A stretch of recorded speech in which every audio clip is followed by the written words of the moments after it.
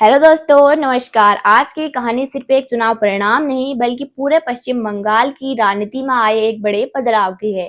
पश्चिम बंगाल में हाल ही में हुए विधानसभा चुनाव के नतीजे सामने आए हैं, जिनमें भारतीय जनता पार्टी ने 293 सीटों में से 207 सीटें जीतकर बड़ी बढ़त हासिल की है। वहीं 15 साल से सत्ता में रही ममता बनर्जी की पार्टी टीएमसी इस बार 80 सीटों पर ही सिमट कर रह गई।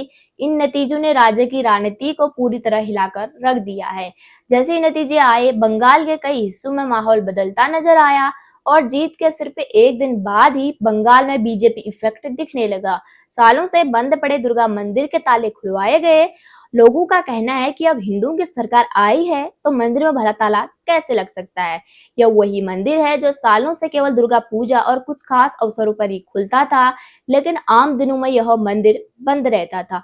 मंदिर के खुलते ही वहां श्रद्धालुओं की भारी भीड़ उमड़ पड़ी। लोगों ने पूरे विधि विधान के साथ पूजा अर्चना की और माहौल पूरी तरह धार्मिक उत्सव से भर गया। ढोल नगाड़े, जयकारे और भीड़ पूरा इलाका जैसे एक उत्सव में बदल गया। कुछ लोगों का दावा है कि स्थानीय विवाद, प्रशासनिक कारणों और सामुदायिक तनाव के चलते यहाँ रोजाना पूजा संभव नहीं हो पाती थी। यानी पिछली सरकारों ने इस मंदिर को बंद ही रखा था। ट्रस्ट के एक सदस्य संजय अग्रवाल के अनुसार अब माहौल बदल रहा है और उन्हें पूरी की पूरी उम्मीद है कि मंदिर फिर से पूरी तरह सामान्य रूप से खुलेगा।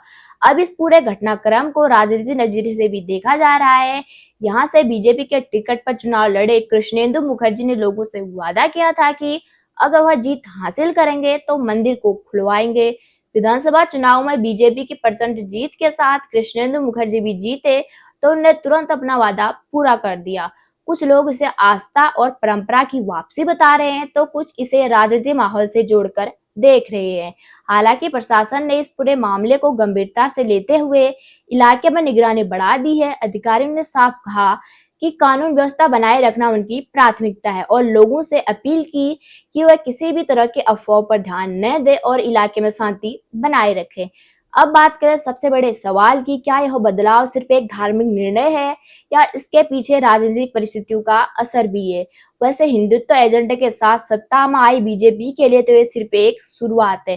तो ये तय है, बंगाल भी अब भगवामय होगा और सनातनी सिर उठाकर चल पाएगा।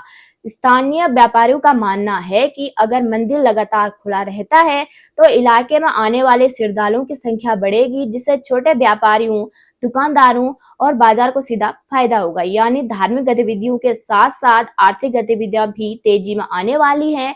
कुल मिलाकर आसनसोल का यह घटनाक्रम सिर्फ एक मंदिर खुलने की खबर नहीं, बल्कि यह एक बड़े सामाजिक और राजनीतिक बदलाव की झलक है। अब देखना होगा कि बंगाल में आगे आगे क्या होता है। तो आपको हमारी वीडियो कैसी लगी, एक कमेंट के माध्यम से जरूर बताइएगा और अपने दोस्तों और परिवार के साथ शेयर करना बिल्कुल भी ना भूलिएगा। धन्यवाद।